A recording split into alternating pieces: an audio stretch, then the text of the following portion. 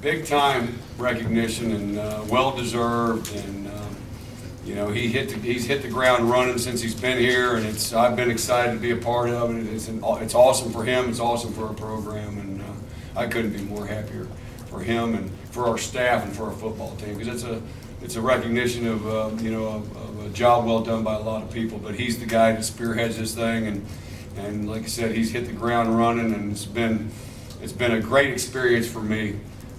You know, this last year has just really been a lot of fun, and it's been a lot of work, but it's been a lot of fun, and I couldn't be happier for him. So, you know, we're going to have to ask you about the Russian quarterbacks and the games that sometimes give you guys fits a little bit. When you're going into this one, is he that kind of a player? He's that kind of player, you know, and they're that kind of team. You know, we're just hoping we can slow them down. I mean, I don't know if anybody has when it's all said and done.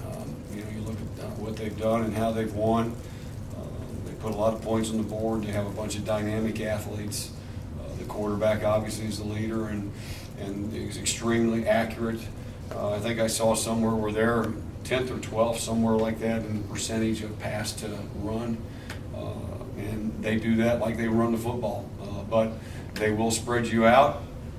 The backs are dynamic. The quarterback's dynamic with the ball in his hands. They're just going to be they're going to be a tremendous challenge for us defending this, because they're going to stretch you horizontally. They're going to, you know, in the run game, they're going to stretch you vertically in the passing game, and just really probably the most complete offensive football team we've faced since I've been here. You know, and it's they're that talented. You know, I hope we can play well with them. Along those lines, where does he fall in terms of quarterbacks that you've faced? I mean, he's a pretty skilled passer too. Yeah, I mean, we played, I think, the who's who of you know, of college and pro quarterbacks when it's all said and done. And this will be our first time playing against him. The last time we played Clemson, we played against Taj Boyd, who was a dynamic athlete.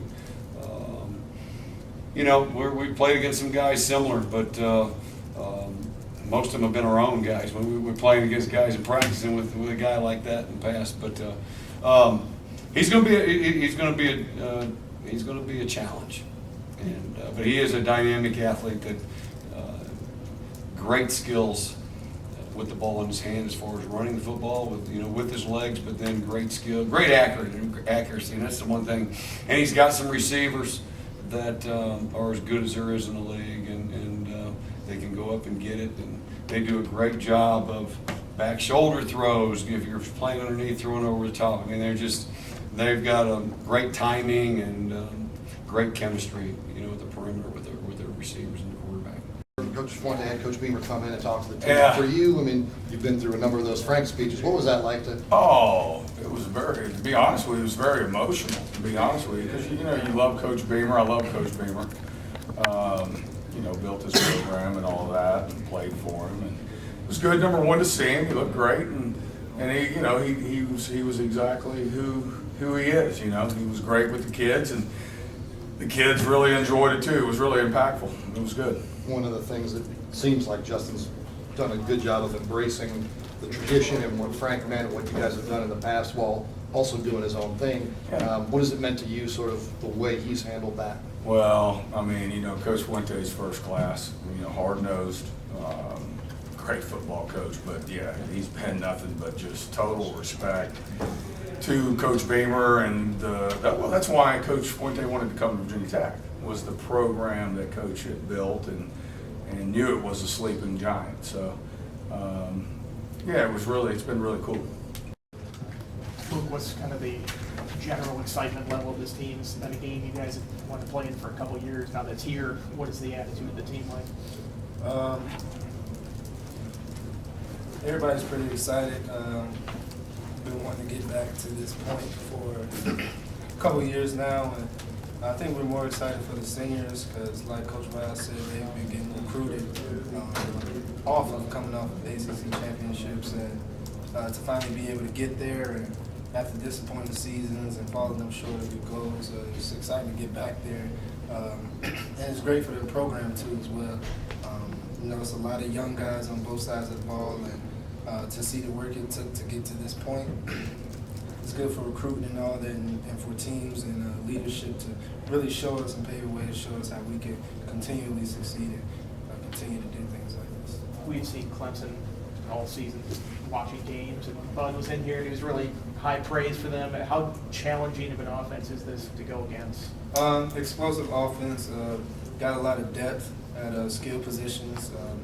So at the end of the day, it's going to come down to being disciplined, watching film, trying to get a jump on tendencies and things they're doing, and trying to get an advantage before the play even starts to try to give yourself an opportunity to be able to come on top. But it's going to be a challenge. They got a lot of speed, size, depth. So, we just got to go out there and play and really execute. It's a third team All ACC, which I gotta think I've stuck with you a little bit. Saw your tweet about, which I imagine referred to that. How you feel about that? All that matters is that I have the coaches behind me, I have my players behind me. My players had a couple of choice words. As long as they're behind me, the fans behind me, and my coaches, that's all I can ask for. I'll just keep doing my job, and eventually everything will come back. I'll get what I deserve. But right now, I'm not worried about that. I have the fans behind me again. I have my players behind me. I have my coaches behind me. So right now, that's all that I can focus on. And like I said, once the accolades and all of that will come with the territory, once we keep winning and we keep handling business and all that. So, Had a chance now to study Clemson defensively. What makes them good? What makes them effective? They got a lot of studs, man. Just like the big time schools, man. I mean, you can't ask for more. I mean, they got players all over the board, and that's what makes them great, because they do have talent where they can play man-to-man and trust their cornerbacks, and they have a great front seven. So, I mean, that's what jumps out. I mean, they got people flying around, just straight dudes. So, Your offensive line seems like they've gotten better, and they've been decent, maybe not as good as some people were hoping. How confident are you in that group, especially when you look at Watkins and Wilkins and how good that Clemson defensive front is? well, it's my job as a quarterback to trust my O-lineman, and then to show them that I trust them. And then also the coaching staff, if they feel the need to do certain things, if they don't trust it, which I don't know the whole game plan right now, I'm still learning it, then they'll have their little twists and turns on the offensive plays. But it's my job to trust them, and it's my job as a quarterback, if I do get hit a couple of times, to stay in there and make sure I'm going through my reads regardless of the play, or if I get sacked, or the outcome of a couple plays. It's still my job as a quarterback to keep going through my reads and still do my job, play in and play out. Anybody else? Jerod? You guys feel confident in your ability, if the score gets way up there, to stick with Clemson? Yes. Do you want a game to go like that? I mean, as a quarterback, would you like to be in shootouts all the I time? mean, I prefer that not to be, but I've been in a lot of them at Trinity Valley where we score 60-some points and we still lose the game. So I've been in every situation that you can possibly think of. Would I rather not be a high-scoring game where I'm on the field tremendously a lot with the guys and all that? Just like the defense wouldn't want to be on the field all day. So it works both ways. But it really doesn't matter. If we score 70 points and win the game and there's a shootout, I don't care. If we score 2 points and somehow we win the game, it doesn't matter. I mean, as long as we win the game, it really doesn't matter how it gets done, as long as it gets done. That's all. My main focus, and definitely the team's main focus and the coach's main focus right now, is just to get the game won. So, I mean, if it's a shootout, it's a shootout, but I would not prefer it to be a shootout. John, are there any games that you've seen on film with them, I don't know, maybe Pittsburgh game or another one, where they sort of encourages you that they're not invincible defensively? They can be, you can get some points on them if you execute. I don't think no team is invincible. I mean, that's just my outlook on everything. I mean, every man bleeds. It's just a mindset that you have.